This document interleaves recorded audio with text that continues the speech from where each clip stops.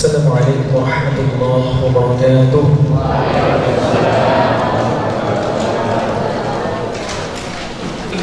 Innal hamdalillah nahmaduhu wa nasta'inuhu wa nastaghfiruh wa na'udzu billahi min shururi anfusina wa min sayyiati a'malina.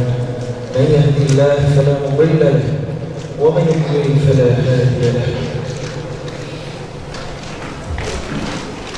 أشهد أن لا إله إلا الله وحده لا شريك له وأشهد أن محمدا عبده ورسوله لا نبي بعده أما بعد سبحانك لا علم لنا إلا ما علمتنا إنك أنت العليم الحكيم رب اشرح لي صدري ويسر لي أمري واحلل عقدة من لساني يفقهوا قولي.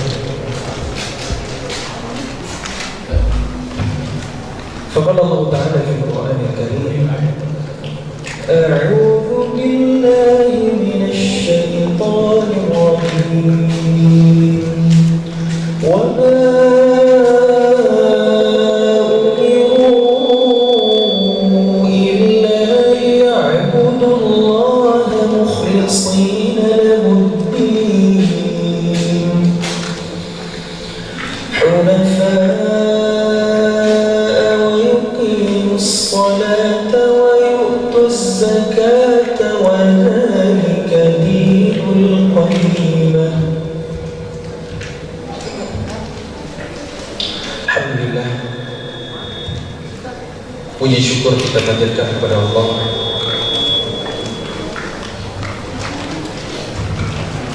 di subuh hari ini. Allah izinkan kita berkumpul di rumahnya, telah sama-sama kita tunaikan sholat fardu berjamaah. Mudah-mudahan Allah menerima amal sholat kita sebagai ibadah yang ikhlas karenanya.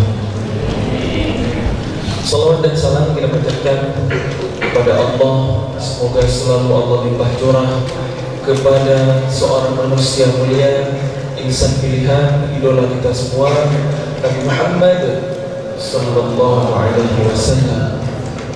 Mudah-mudahan dengan kita senantiasa bersolawat kepadanya, mengamalkan sunnah-sunnahnya, kita terpilih di antara umatnya yang mendapatkan syafaat di akhirat.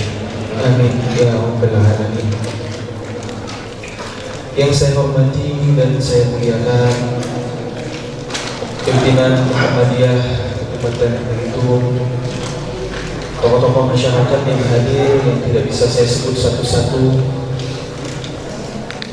ayah bunda yang dirahmati Allah, teman-teman seperjuangan, adik-adik semuanya yang disayang Allah, dan seluruh keluarga besar Muhammadiyah yang hadir di pagi hari ini.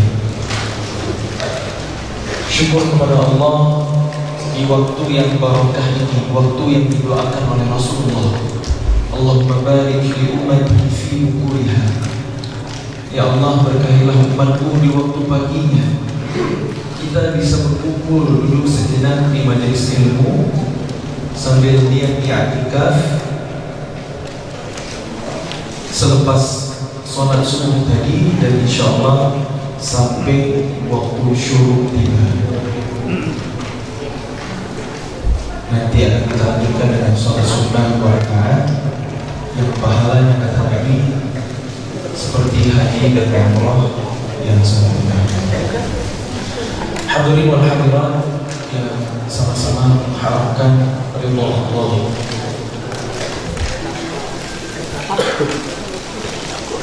Tema sharing di pagi hari ini Al-Quran Part of My Life, itu yang diberikan oleh panitia. Bisa kita baca pamflet belakang.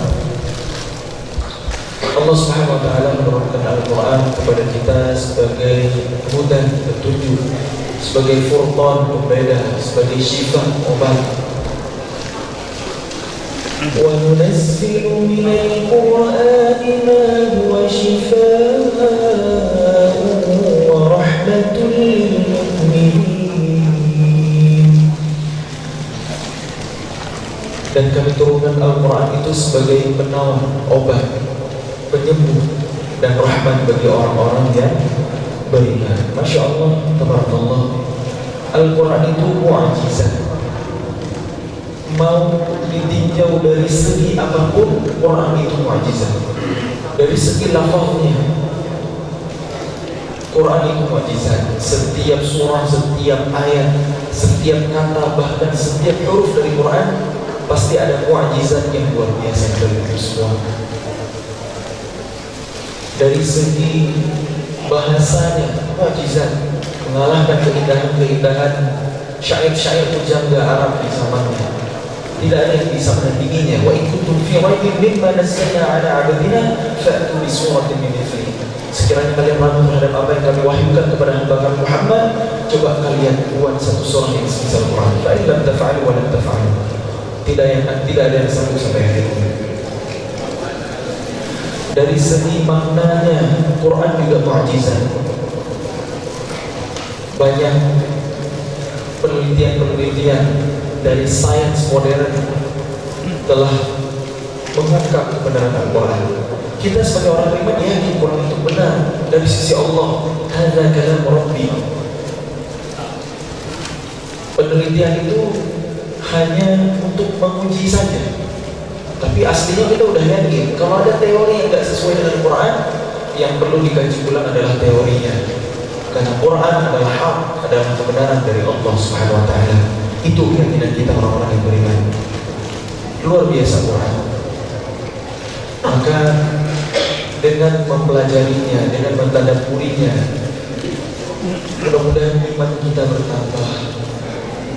Dari iman yang bertambah itu melahirkan energi, melahirkan kekuatan yang menuntut kita untuk membersamai Al-Quran, istiqomah membacanya, memahaminya, mengamalkannya, bahkan menghafalnya, menjaganya, mengulang-ulangnya, memurajaah dalam kehidupan kita. Hadirin wal hadirat yang sama-sama mengharapkan ridha Allah.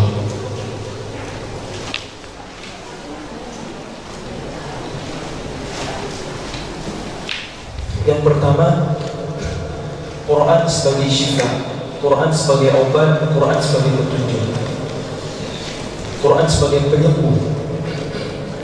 Saya pernah mendapatkan sebuah penelitian rahasia dibalik huruf Al-Quran, rahasia dibalik makhraj dari huruf Quran. Contoh misalnya satu huruf, kenapa makhraj huruf Dhad keluar dari lidah yang diterangkan ke langit-langit ya, kemudian tepi lidah sebelah kiri menurut sebagian pendapat menyentuh pangkal gigi geraham atas. Dhad,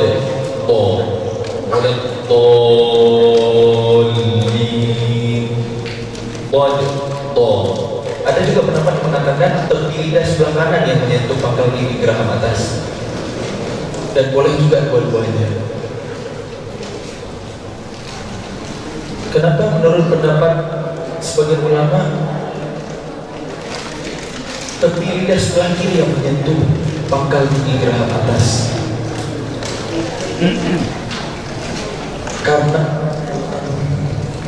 Karena erat kaitannya dengan kinerja organ lambung manusia. Bukankah lambung kita berada di sebelah kiri? Setiap kali kita mengucapkan huruf do dengan sempurna, maka itu terapi untuk metabolisme lambung agar bekerja dengan baik. Dan tentunya sebagai orang beriman kita yakin setiap huruf Quran itu pasti mu'jizat, pasti punya energi yang luar biasa. Ketika senantiasa dibaca dengan benar, dengan fasih, warattilil Qur'ana tartila, dan baca Al-Quran itu secara tartil. Tartil itu adalah bacaan yang benar. Dan tajwidul huruf wa ma'rifatul wuquf, seperti kata Sayyidina Ali bin Abi Thalib radhiyallahu anhu karamallahu wajhahu, membaguskan setiap huruf dan mengenali tempat berhenti. Dengan ilmu tajwid hari ini pasti ada rahasia besar di balik itu semua. Itu baru dari segi bacaannya saja. Ramadan 2 tahun yang lalu saya berkunjung ke tetangga Belitung ya, ke Jambi. Saya ketemu dengan seorang syekh, nama beliau dipanggil Syekh Daud. Beliau lama jadi imam di Saudi, tapi beliau asli orang Indonesia, orang Melayu. Beliau hafal Quran 30 juz pasti, karena itu menjadi syarat imam di sana, di Makkah, di salah satu masjid di sana, bukan di Masjidil Haram. Masya Allah, tabarakallah. Saat saya ketemu beliau, Allah yarham, karena saat ini beliau sudah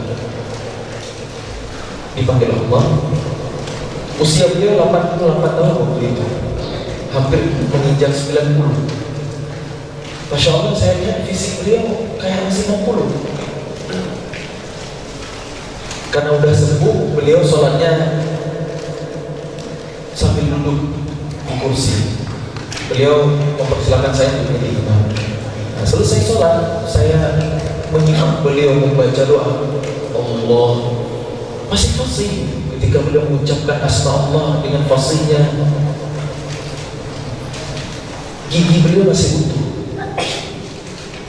Wallahualam, saya belum cross check juga siapa itu gigi palsu, tapi rasanya masih utuh. Karena dari lafaz doa yang saya dengar terlantung dari lisan beliau, Masya Allah, gigi beliau masih utuh dan beliau itu sehat bukan? Kata cucu beliau, makanan kesukaan beliau itu emping.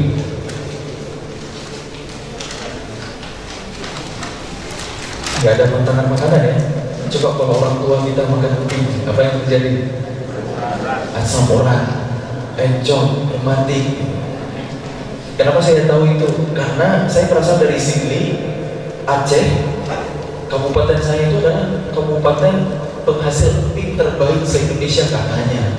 Jadi kualitasnya itu tipis-tipis, rasanya gurih, gak pahit. Terkenal, memang terkenal dengan daerah emping. Makanya banyak yang rematik, banyak asam urat dari daerah saya tahu. Itu emping, makanan kesukaan beliau, emping. Sampai selalu sering dikirim ke Mekah sana, ke Saudi. Masya Allah, tabarakallah. Kenapa beliau fisiknya dijaga sama Allah, sehat, bugar, sampai usia senja, hampir 90. Saya berhusnuzon karena beliau ahlul Quran. Karena zikir beliau adalah murajaah Al-Quran. Siang malam beliau bersama Quran, dan bacaan Quran beliau fasih, sehingga itu berefek mungkin pada jasad beliau, sehingga fisik beliau tetap sehat, tetap bugar dan kuat beribadah kepada Allah. Itu keberkahan Al-Quran. Kita pernah mendengar riwayat bagaimana dulu Umar bin Khattab radhiyallahu anhu membaca Al-Quran dan menjadi ayat ruqyah. Ada orang sakit perut, dibacakan Quran oleh Umar, sembuh. Kalau kita hari ini ada orang sakit, kita bacain, sembuh kan?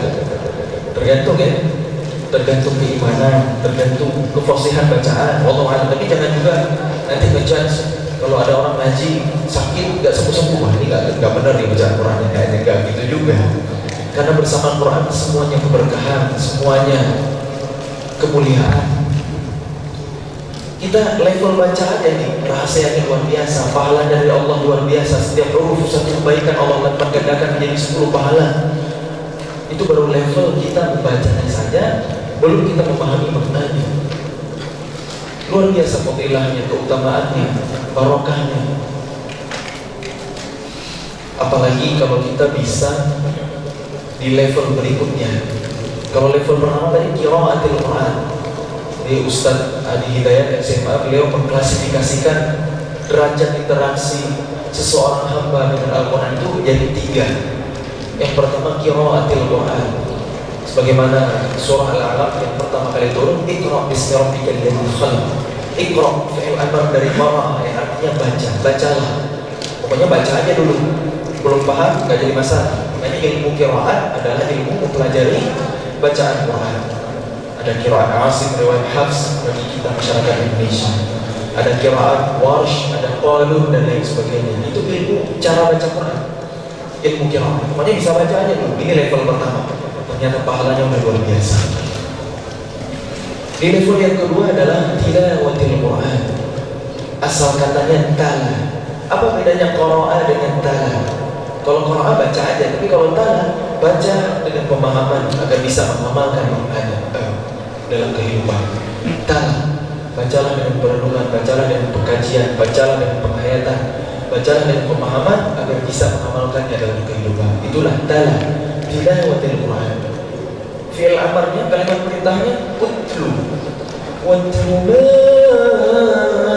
uhiya ilaika min kitabi rabbik. Seperti yang kita temukan di surah Al-Kahfi yang kita baca setiap Jumat kemarin. Utlu, itulah tilawatil Quran, perintah untuk bertilawah. Jadi beda qiraah dengan tilawah. Yang dimaksud dengan tilawah itu sepaket membaca, memahami maknanya agar bisa mengamalkannya. Itulah tilawatil Quran. Maka coba kita tanya ke diri masing-masing hari ini, sudahkah kita membaca Al-Quran dengan memahaminya? Sudah pernahkah kita mengkhatamkan Quran plus dengan artinya seumur hidup? Di banyak majelis, di banyak forum saya bertanya, sedikit sekali yang menjawab sudah. Sementara ada novel yang tebal-tebal, ya khatam. Ayat-ayat cinta tebal, ketika cinta bertasbih, kayak Habibur Rahman Al-Syirazi itu tebal-tebal ya, Bumi Cinta, apalagi macam-macam ya. Saya juga nggak update terus. Saya pernah baca itu tebal-tebal. Api Tauhid kan tebal-tebal. Laskar Pelangi, bukan perangi, Laskar Pelangi ya. Karya Andrea Heranta dari Belitung sini, ya lumayan tebal juga lah, segini lah kurang lebih. Saya udah pernah tamat bacanya dulu waktu masih SMP. Masya Allah, udah pernah tuh tebal-tebal novel selesai kita baca. Gimana dengan Quran yang katanya petunjuk hidup kita, yang katanya pedoman hidup kita, part of my life, sampai jadi judul, way of life kita, manual kita. Taraktu fikum amrayni, tinggalkan untuk kalian dua perkara, kata Nabi menjelang wafat. Jika kalian berpegang kepada keduanya, lan tadillu bihi abadan, tidak akan tersesat selama-lamanya. Kitab Allah wa sunnah Rasul, Al-Quran dan Sunnah. Udah nggak kita pegang kepada keduanya? Udah nggak kita baca Quran plus dengan artinya minimal? Karena terjemah aja perlu cukup untuk memahami Al-Quran secara syumul, secara komprehensif. Kita masih butuh mendengarkan penjelasan para ulama. Kita masih harus merujuk kitab-kitab tafsir. Karena terjemah itu baru representasi singkat dari maksud ayat-ayat Al-Quran. Gak usah jauh-jauh, tadi pembahasan dua kata tadi. Iqra, diterjemah bacalah. Utlu, watlu, artinya juga bacalah. Loh kok sama? Dua kata berbeda dalam Quran. Allah pilihkan berbeda diksinya, masa maksudnya sama? Nah itulah keterbatasan terjemahan. Kita hanya akan bisa mengetahuinya dengan tafsir, dengan penjelasan ulama, dengan tadabbur. Karena di balik ayat Quran itu ada makna, ada mukjizat yang agung luar biasa. Bahkan dari satu huruf saja mukjizatnya luar biasa. Tidaklah ada huruf yang bertambah dalam Quran, maksudnya enggak lazim dari kalimat biasanya bahasa Arab, atau ada huruf yang Allah hilangkan dari lazimnya bahasa Arab di Al-Quran. Itu pasti ada maksud, ada hikmah yang agung luar biasa. Misalnya kita ini di waktu pagi ya, sebentar lagi terbit matahari, kemudian naik sepenggalah, masuklah waktu duha. Kita coba tadabbur sedikit surah Al-Duha. Surah Al-Duha ini kan asbab nuzulnya dulu di awal-awal kerasulan Nabi Muhammad SAW.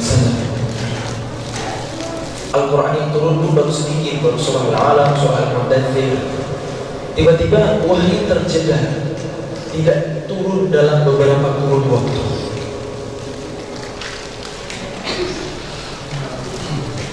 Orang-orang kafir Quraisy mengejek Nabi, menghina Nabi Muhammad.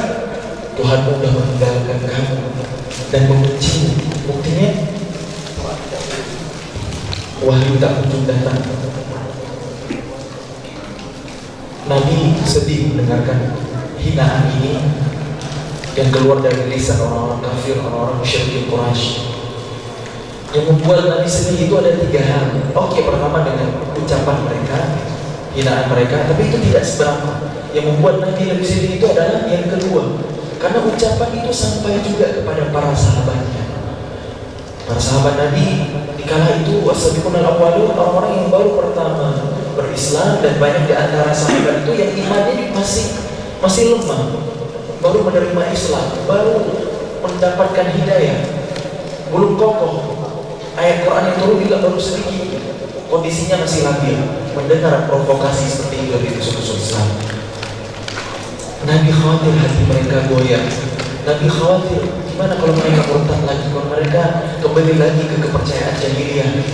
Itu yang membuat Nabi sedih. Dan yang ketiga, Nabi itu gak peduli dengan dirinya, mau dihina, mau dilemparin kotoran unta, mau dizalimin, gak peduli Nabi.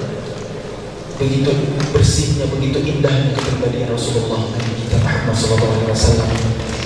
Bahkan ketika Nabi pergi ke kota Taif, dilemparin batu oleh masyarakat, oleh penduduknya sampai pelipisnya berdarah. Ditawarin sama malaikat Jibril, kalau mau Muhammad gunung itu aku balik untuk menghancurkan kaum itu, orang-orang Taif yang menzalimin Nabi.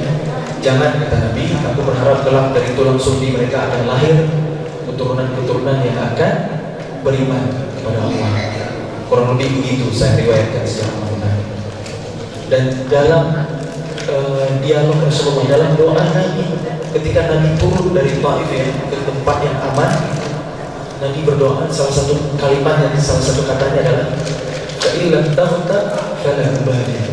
Asalkan engkau tidak murka ya Allah, tidak marah kepada aku, tidak peduli. Tidak peduli Nabi berdarah-darah, Nabi sakit, tidak peduli. Asalkan Allah tidak murka. Itulah ketakutan Nabi.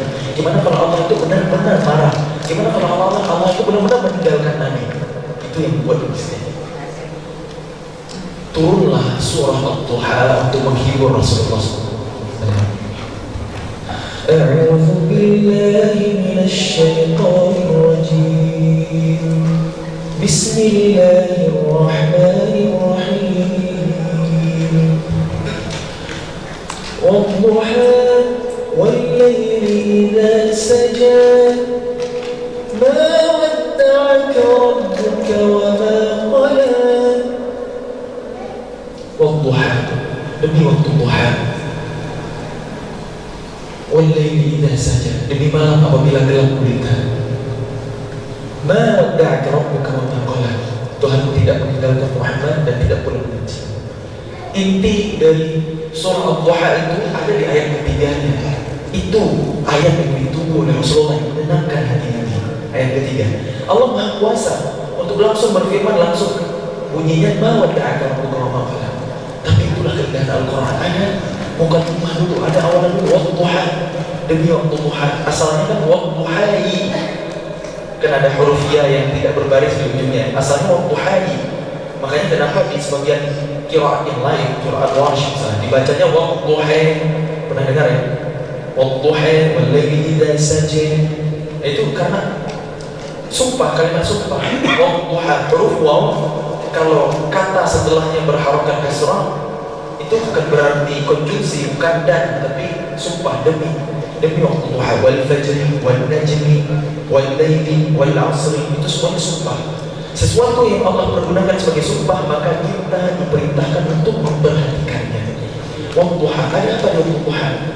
Ternyata waktu yang barokah, waktu yang kemudian didoakan oleh Nabi, waktu optimisme, waktu harapan, waktu semangat, waktu untuk produktivitas, waktu untuk bekerja, waktu untuk menjemput Aisyah. Itu waktu duha, waktu yang luar biasa. Waktu duha. Kenapa waktu duha yang terang benderang tiba-tiba langsung berubah wal-laili idza saja, dan demi malam apabila gelap gulita, langsung bertolak 180 derajat. Malam pekat, gelap, sunyi. Muhammad, biarlah ucapan-ucapan mereka yang kafir itu gelap, yang terang adalah dirimu. Itu salah satu tadabbur, salah satu hikmahnya. Kemudian di malam semakin gelap, semakin pekat, hidup semakin sulit, semakin susah, semakin payah, maka itu tanda fajar akan segera tiba, cahaya akan segera datang. harapan itu akan segera muncul. Itulah waktu fajar, itulah kemudian ujungnya adalah duha, waktu yang puncak kebaikan, waktu yang melahirkan optimisme, semangat harapan, kemenangan dan lain sebagainya. Ad-duha, ad-duha wal laili idza saja. Belum lagi dari susunannya, Allah bersumpah pertama dengan satu hal, ad-duha wal laili idza saja. Ini ada dua hal yang Allah sebutkan. Dan demi malam apabila dilakukan gulita. Intinya kan ayat 1 dan ayat 2 ya. Jadi terus berkembang. Pertama satu kata, terus berkembang. Wadduha wal laili idza saja. Dan secara keseluruhan ayat 1 dan ayat 2 itu kan dua hal yang Allah pergunakan sebagai sumpah.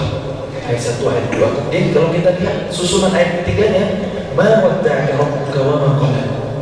Tuhanmu tidak meninggalkan Muhammad dan tidak membencimu. Nanti selanjutnya juga sama, akan ada dua hal terus. Ulal akhiratu khairun laka minal ula. Akhirat itu lebih baik dari permulaan, yang kemudian lebih baik dari permulaan.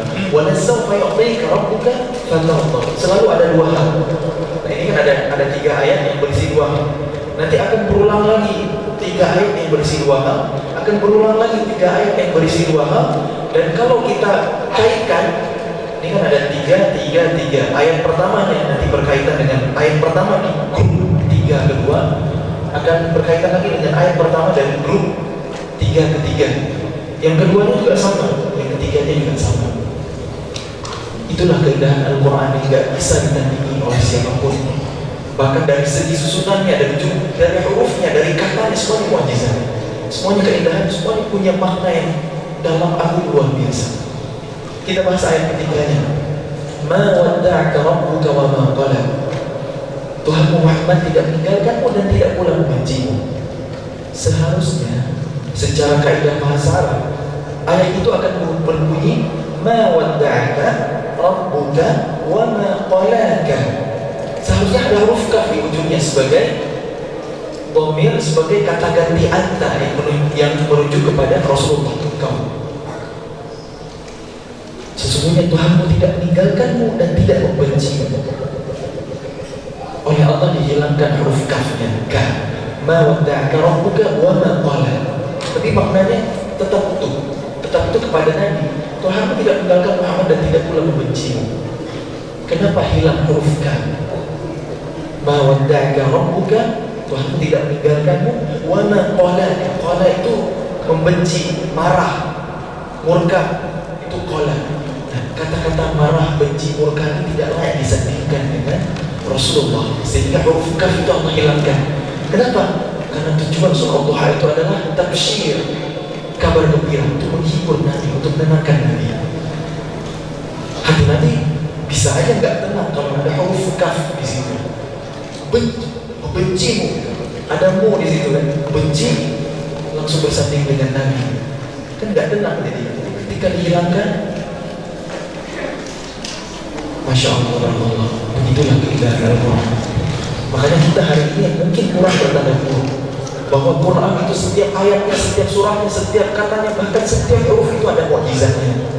Apa rahasia di balik alif, di balik ba, ada energi apa di dalamnya, kenapa simbolnya begitu? Huruf-huruf yang membentuk kata-kata dari setiap huruf itu pasti ada maksud, karena setiap huruf Al-Quran itu ada sifat, ada karakteristiknya dan bentuk sebuah huruf.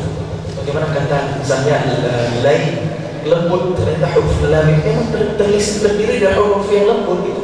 Latif, ada huruf fa yang sifatnya hanas, itu pasti akan menjelaskan kelembutan Allah yang Maha Latif. Jadi nggak ada yang kebetulan, dari katanya itu mukjizat semuanya, dan kita bisa merasakan energinya. Itulah Al-Quran. Dari maknanya luar biasa. Walal akhiratu khairul laka minal ula. Jadi Allah ketika menghibur Nabi bukan hanya satu hal, Tuhan tidak meninggalkanmu dan tidak pula membenci. Allah sampaikan semuanya. Walal akhiratu khairul laka minal ula. Bukankah yang kemudian itu lebih baik daripada permulaan? Coba lihat kehidupan Nabi, selalu membaik dari hari ke hari. Dan puncak kebaikan kehidupan Nabi adalah di akhir hayatnya, saat risalah Islam sudah sempurna, sudah selesai. Walasawfa yu'tika rabbuka fatarda. Dan kelak bukankah Allah memberi engkau Muhammad sampai engkau merasa ridha, merasa cukup. Jadi pemberian yang luar biasa itu adalah pemberian yang sampai orang yang menerimanya cukup. Itulah yang didapatkan dalam kehidupan Nabi. Semuanya, ilmunya, kehidupannya, pencapaiannya, semuanya dikasih sama Allah. Nanti ayat berikutnya, alam yajidka yatiman fa'awa. Bukankah Allah mendapatimu seorang yatim, kemudian dia melindungimu? Tadi kan Tuhanmu tidak meninggalkanmu dan tidak pula membencimu. Mana ta'akamu wa maqala, itu dijawab di ayat alam yajidka yatiman fa'awa. Dulu kamu Muhammad waktu kecil lahir dalam keadaan yatim, kamu masih hidup sampai sekarang, dijaga sama Allah, selamat dalam penjagaan.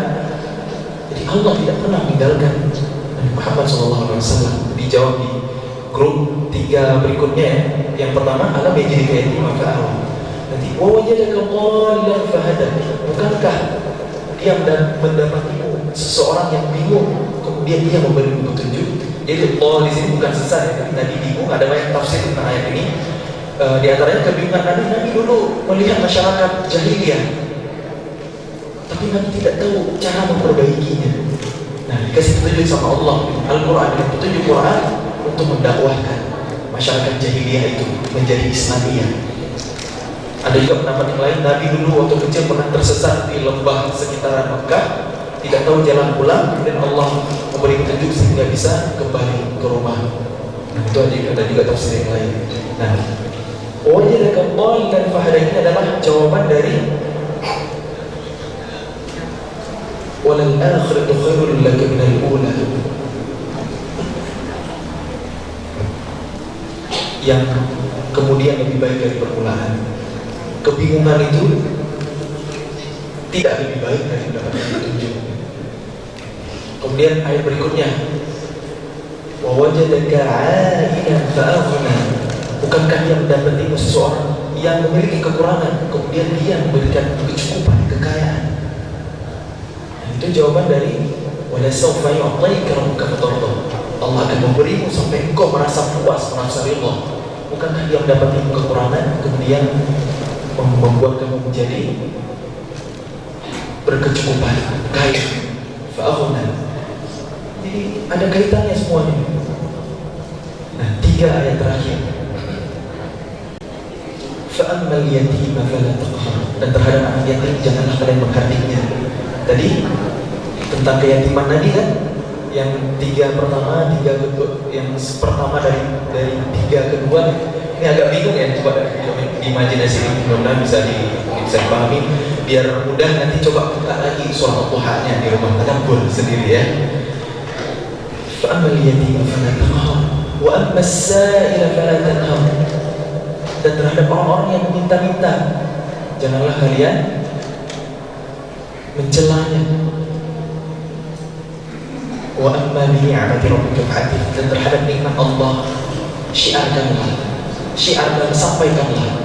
Dan itu jawaban semua, itu jawaban dari ini 3 pertama, 3 kedua, 3 ketiga. Yang pertamanya berkaitan dengan yang pertama, yang kedua dengan yang kedua, yang ayat yang ketiga dengan yang ketiga. Dan Masya Allah, yang setiap ayat itu selalu berisi 2 hal, 2 sumpah Allah di awal surah itu. Masya Allah, tabarakallah. Itulah keagungan Al-Quran ini. Baru satu tadabbur surah Duha, belum lagi surah-surah yang lain. Maka kenapa kita hari ini belum juga beriman dengan iman yang benar terhadap Quran? Loh, iya benar kita beriman, tapi kan level keimanan itu bertingkat-tingkat. Dan kualitas keimanan kita, cara mengujinya, cara ngeceknya gampang. Bagaimana interaksi kita dengan Quran hari ini? Apakah Quran kita biarkan berdulu di rumah-rumah kita, atau hanya terinstall di handphone kita tanpa pernah kita klik, kita buka? Itulah kualitas keimanan kita. Karena iman itu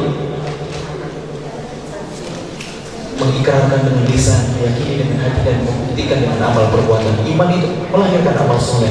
Innal ladzina amanu wa 'amilus shalihat. Sesungguhnya orang-orang yang beriman dan mengerjakan amal soleh. Iman itu berbanding lurus dengan amal soleh. Kalau kata Ustaz Adi Hidayat, seperti dalam ilmu fisika, gaya aksi reaksi. Betul ya? Gaya yang kita berikan, gaya tolak sebanding dengan gaya balik, gaya normalnya, gaya reaksinya. Makanya dalam hukum Pascal ya, tentang tekanan, P sama dengan F per A. P itu dari pressure equal force per area, Newton per meter per second, atau ya satuan dari daya itu apa? Masih ingat satuan usaha Pascal sesuai dengan nama penemunya. Nah kalau kita lihat rumusnya P sama dengan F per A. F itu ada di atas sama dengan P ya. Jadi tekanan itu berbanding lurus dengan gaya. Kalau hidup kita tertekan, jangan-jangan kebanyakan gaya, makanya kurang-kurangin ya. Begitulah iman dan amal soleh. Makin besar iman, makin bagus juga kualitas amal soleh kita. Makanya kalau kita kok malas beramal soleh, yang perlu kita perbaiki iman kita. Al-iman yazidu wa yanqus, yazidu bil ta'at wa yanqus bil ma'asi. Iman itu naik dan ketaatan dan turun dengan kemaksiatan. Kita lagi malas baca Quran, nah saat itulah kita lagi butuh-butuhnya membaca Al-Quran. Biar apa? Biar iman kita tercas lagi yang tadinya lober. Bukankah Sayyidina Utsman bin Affan radhiyallahu anhu berkata, hati yang bersih dari dosa dan maksiat pasti tidak akan pernah puas, tidak akan pernah bosan dengan Quran. Gimana dengan kita hari ini? Udah ngantuk, udah jenuh, bukan Qurannya yang membosankan. Quran tidak pernah membosankan. Buktinya surah Al-Fatihah kita baca setiap hari, kita ulang-ulang 17 kali dalam setiap rakaat sholat kita sehari semalam. Kita nggak pernah bosan sama surah Al-Fatihah. Quran tidak pernah membosankan. Tetapi kalau kita jenuh sama Quran, kita ngantuk baca Quran, malas mengaji, apalagi menghafal dan merajaan, itu tanda lemahnya iman kita.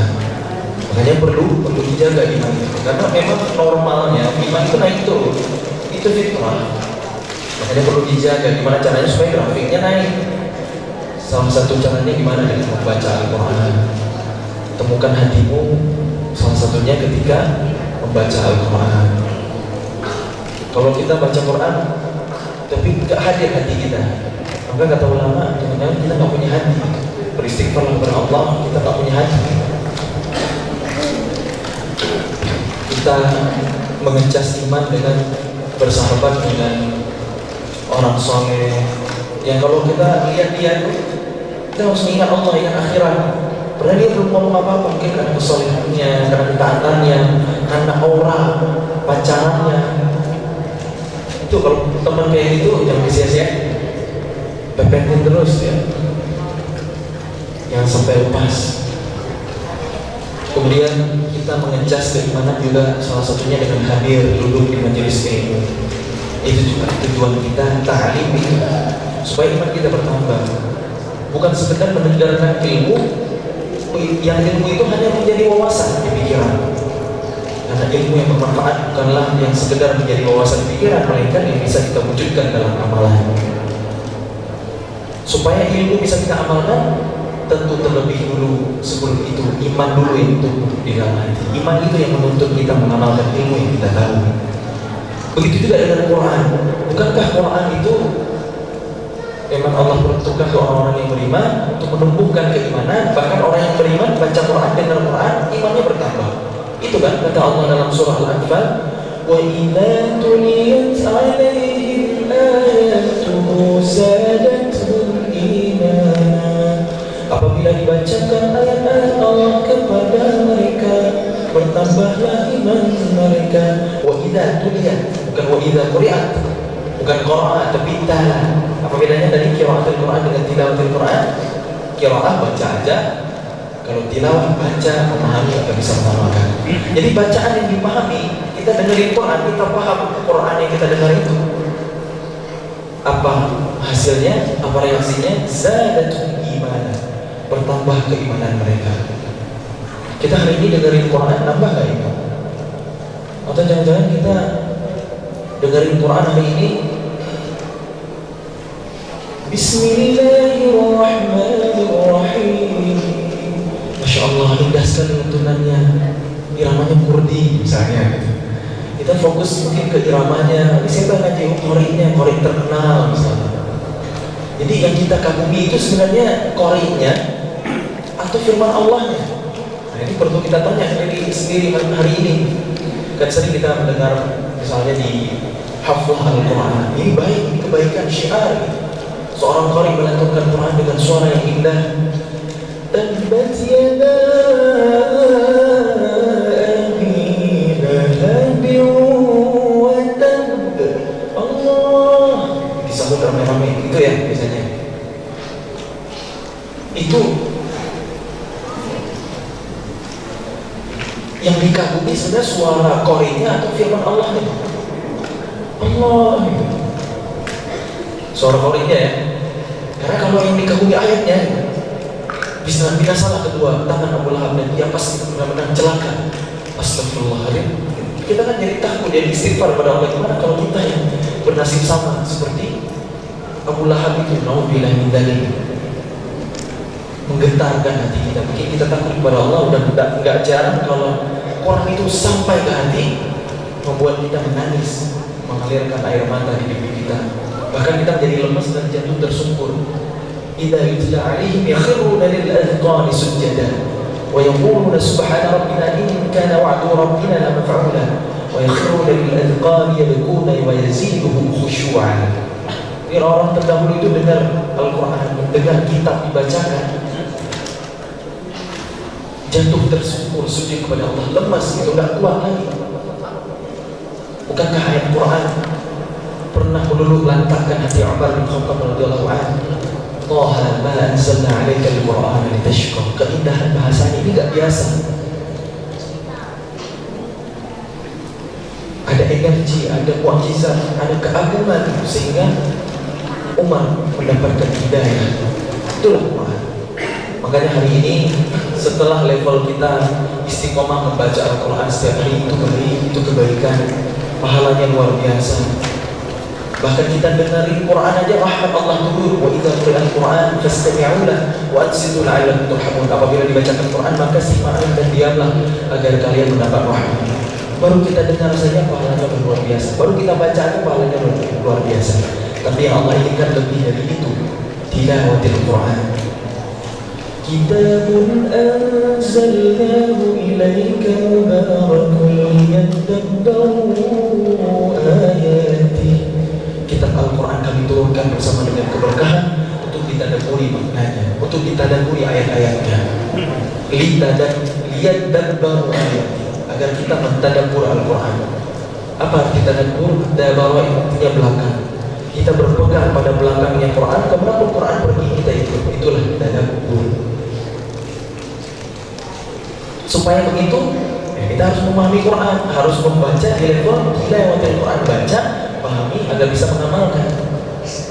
Tadabbur meresapi makna, menghayati, mendalami, mengkaji. Ini tadabbur. Apa hikmah di balik itu semua? Apa pelajarannya? Apa ibrahnya? Apa mau'izahnya yang kita dapatkan? Itulah yang Allah inginkan, agar Quran menjadi panduan. Quran hanya menjadi petunjuk ketika dipahami. Gimana Quran mau menjadi petunjuk kalau kita nggak paham? Dengar ayat baik dari lisan seorang imam atau seorang qari, atau kita baca sendiri, nambah gak iman kita?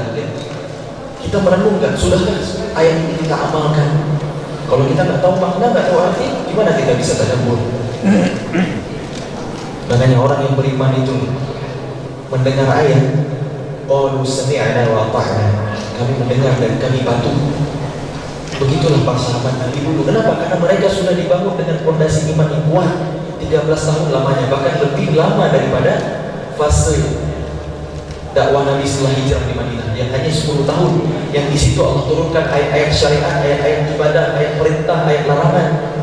lebih sebentar daripada ayat surah-surah untuk membangun keimanan, untuk membangun akidah. 13 tahun. Nah, setelah iman tumbuh dari ayat-ayat yang singkat, ayat-ayat yang pendek-pendek tapi pengulangannya banyak, itu kan karakter ayat Makiyah. Kemudian ayat-ayat kisah orang-orang soleh, para nabi terdahulu, itu juga untuk membangun keimanan. Makanya jangan tinggalkan sejarah hari ini, karena sejarah itu selalu mengulang dirinya sendiri. Itu untuk membangun keimanan, untuk membangun keyakinan bahwa kalau kita dulu Islam pernah berjaya, kelak di akhir zaman Islam akan kembali berjaya. Kalau hari ini belum berjaya, maka kita lah yang dipilih, ditunjuk oleh Allah untuk menghadirkan kembali kejayaan ini. Dengan apa? Dengan Quran.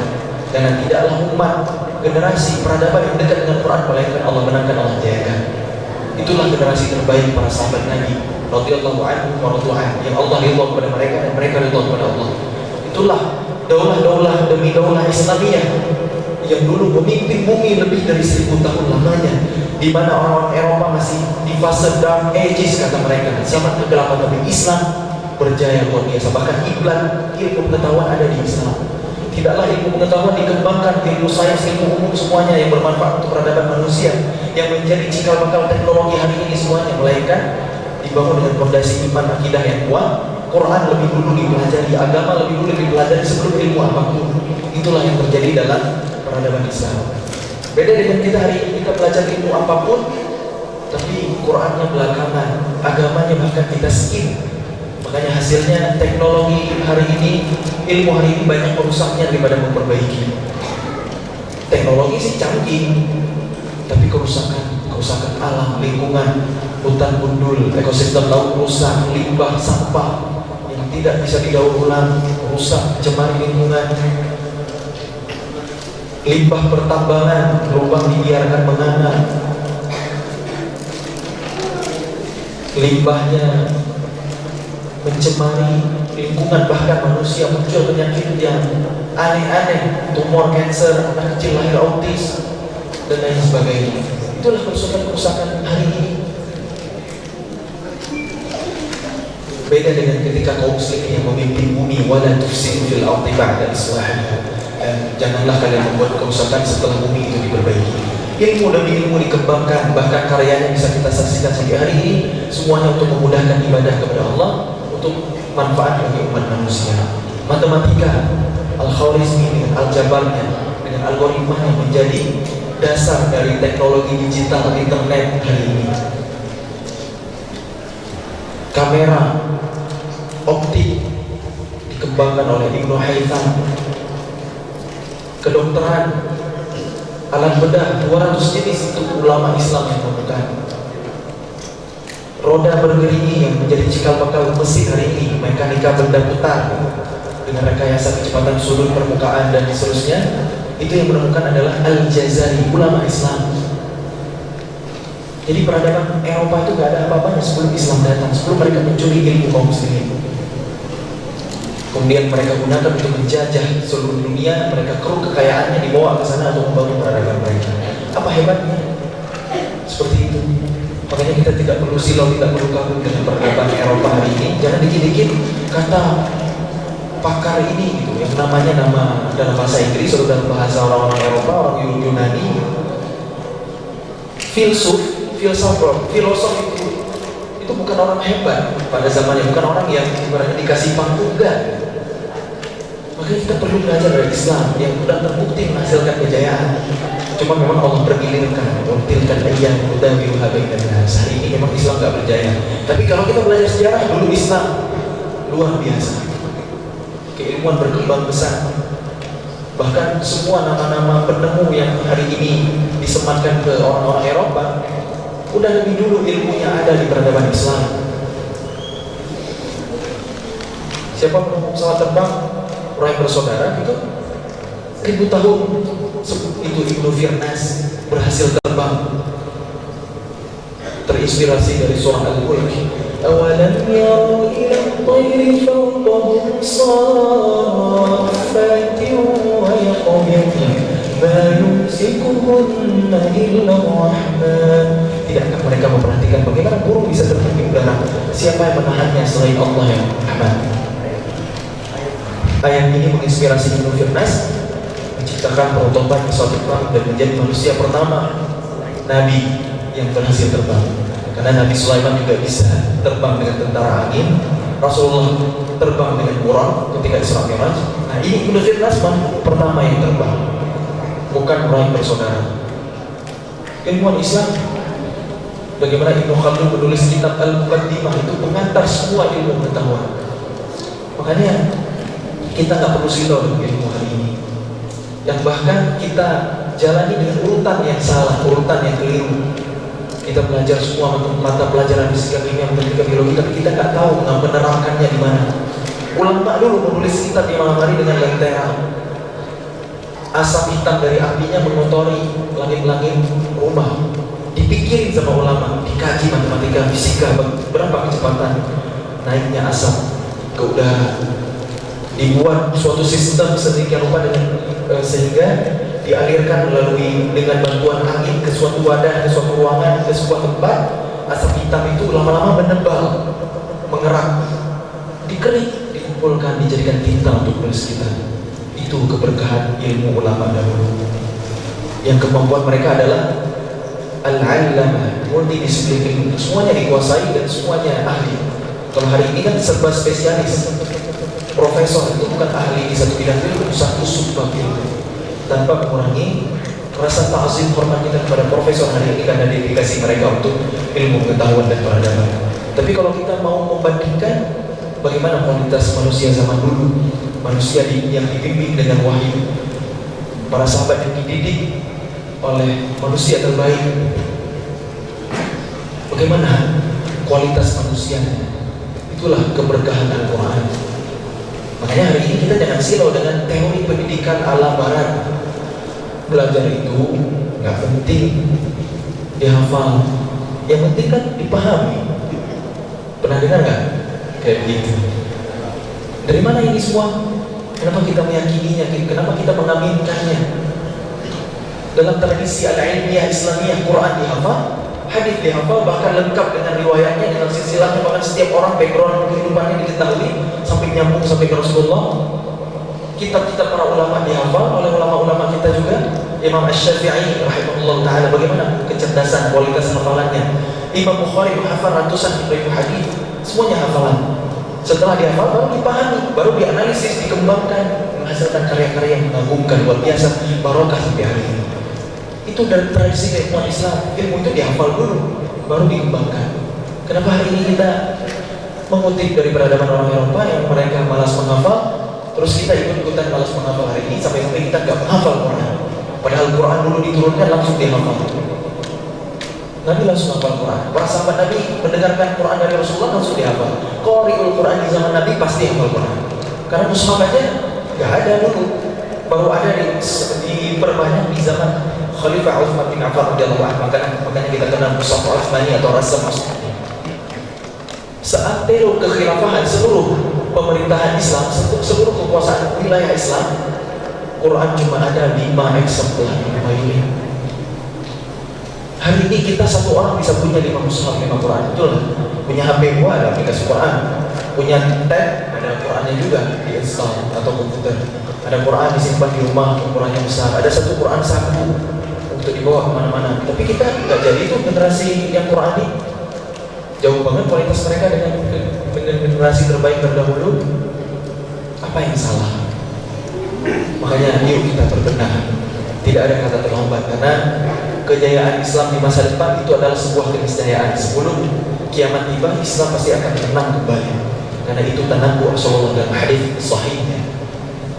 Perkara hari ini umat Islam bercerai-berai, tidak bersatu, lemah kekuatannya. Maka inilah hari-hari yang Allah bergilirkan, menjadikan ayat nudawiluha bainan nas untuk menguji kita.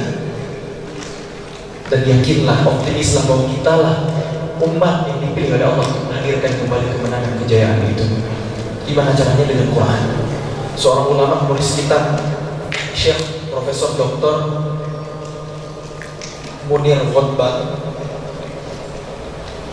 Hafizahullah Ta'ala, beliau adalah pakar sejarah, pakar sirah nabawiyah, meneliti Al-Quran dari urutan turunnya, bukan dari Al-Fatihah sampai An-Nas, tapi dari urutan turunnya, surah Al-Alaq, Al-Mudaththir, Al-Duha, dan seterusnya. Ternyata Quran itu terbagi menjadi 3 tema besar. 38 surah yang pertama turun, 38 itu sepertiga dari 114 ya. 38, 38. Sepertiga pertama adalah islah al-fard atau islah an-nas, memperbaiki diri sendiri. Sepertiga kedua islah al-mujtama, memperbaiki masyarakat, dan sepertiga ketiga adalah islah ad-daulah, memperbaiki negara atau pemerintahan, kekuasaan, peradaban. Itu urutannya. Mustahil kita bisa memperbaiki pemerintahan, kita mau jadikan berlandaskan Quran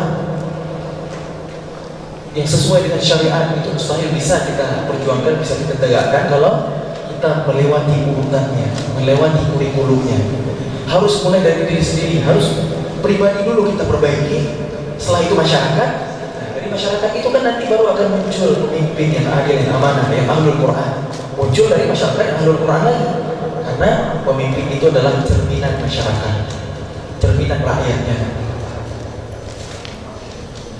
Maka kalau kita hari ini mendambakan pemimpin yang seperti itu, mulai dari kita memperbaiki diri sendiri masing-masing. Dari diri sendiri kita perbaiki keluarga kita, terutama untuk para ayah, para suami, para qawwam dalam rumah tangga, para imam. Baru dari masyarakat nanti, itulah unsur peradaban. Unsur terpenting dari peradaban itu adalah manusia. Perbaiki peradaban, maka perbaiki manusia. Bukan infrastruktur, bukan jalan raya, jalan layang, bangunan-bangunan megah, gedung tinggi, pencakar langit, bukan itu, tapi manusia. Maka kita perlu memperhatikan bagaimana kita mendidik generasi. Berangkatlah dari pendidikan. Dukung sekolah-sekolah Islam. Karena kalau hari ini kita bicara ekonomi akan diwasi oleh unsur Islam. Kalau kita terjun ke politik, apalagi lebih musuh-musuh Islam tidak akan tinggal diam. Tapi kita butuh terjun ke semua itu, tapi tetap tidak akan pernah ideal kalau kita tidak berangkat dari hulunya, dari pondasinya.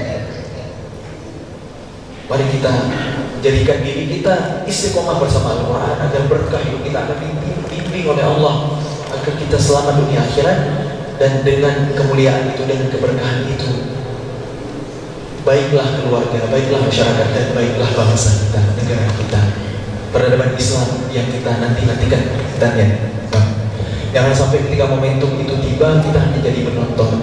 Minimal jadilah orang yang meski hanya menyumbang satu butir bata untuk tegaknya istana peradaban Islam di masa depan. Gimana caranya?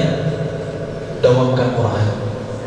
Jadilah pribadi yang ahlul Quran, karena dari pribadi yang ahlul Quran nanti akan muncul keluarga, masyarakat, bahkan bangsa negara yang ahlul Quran, masyarakat madani yang menerapkan syariat Islam yang Allah turunkan keberkahan dari langit dan bumi. Walau anna ahlal qura amanu wattaqu lafatahna alaihim barakatin minas samai wal ardh.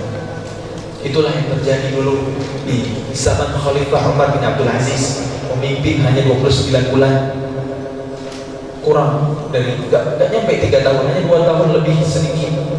Tapi kemakmuran, keadilan, kesejahteraan dirasakan oleh seluruh penduduk masyarakat Muslim seluruh dunia. Tidak ada orang yang berhak menerima zakat. Itulah aduan dari gubernur khalifah di zaman itu. Padahal wilayah kekuasaan Islam itu luas sekali, benua Asia, Afrika, bahkan ke Eropa. Tapi semuanya makmur, semuanya berjaya. Bukan hanya manusia merasakan manfaatnya, bahkan hewan.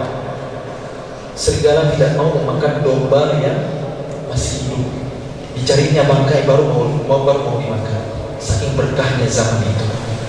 Kita rindu dengan keadaan seperti itu, maka caranya adalah dengan Al-Quran, dengan kemuliaan Al-Quran, karena tidaklah sesuatu bersanding dengan Quran melainkan akan Allah muliakan. Al-Quranul Karim, begitu kita sering menyebutnya.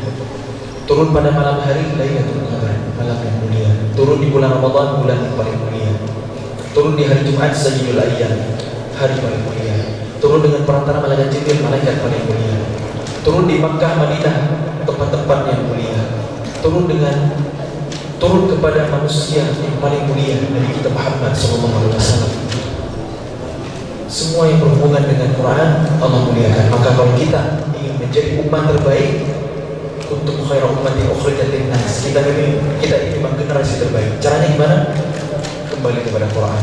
Kalau Quran ditinggalkan, maka jangan heran kalau kita pun jauh dari kemuliaan. Allah merahmati Quran, semoga Allah mudahkan kita, keluarga kita, masyarakat kita, generasi penerus kita untuk membersamai Quran.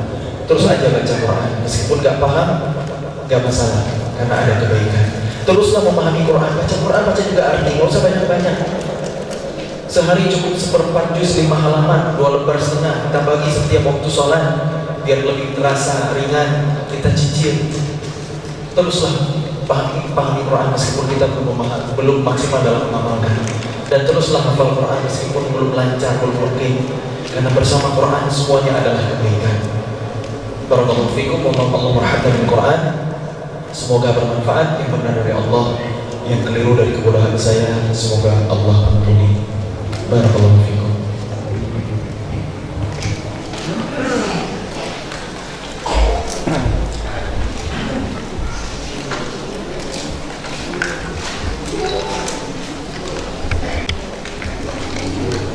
Alhamdulillah, terima kasih kepada Ustaz yang telah menyampaikan doa subuh kepada kita semua. Mudah-mudahan di pukul 6.05 kita tetap bisa beristiqomah hidup dan menjadikan Quran sebagai bagian dari hidup kita. Mungkin dengan Allah Ustaz, jadi kita jawab enggak kita adakan hari ini. Bapak Ibu kita, Bapak dan Ibu kita, mohon maaf kalau waktu terbatas ketika jawab tidak dapat kami lakukan hari ini. Jadi demikianlah cara kita pada pagi hari ini. Mudah-mudahan kedepannya kita kembali berkumpul dalam majelis ilmu, majelis taklim dengan kajian-kajian yang di dalam ini, insyaallah. Mungkin kalian yang akan disampaikan lebih dan kurang kami mohon maaf kepada Allah, kami mohon ampun. Bila bisa dilihat pasal itu khairat, Assalamualaikum warahmatullahi wabarakatuh. Saya juga mohon mundur diri, mohon pamit, mohon maaf atas segala kesalahan. Mari kita tutup dengan doa kafaratul majelis. Subhanallah wa bihamdihi, asyhadu an la ilaha illa anta, astaghfiruka wa atubu ilaik. Kita lanjut dengan salat sunnah isyraq 2 rakaat. Wassalamualaikum warahmatullahi wabarakatuh.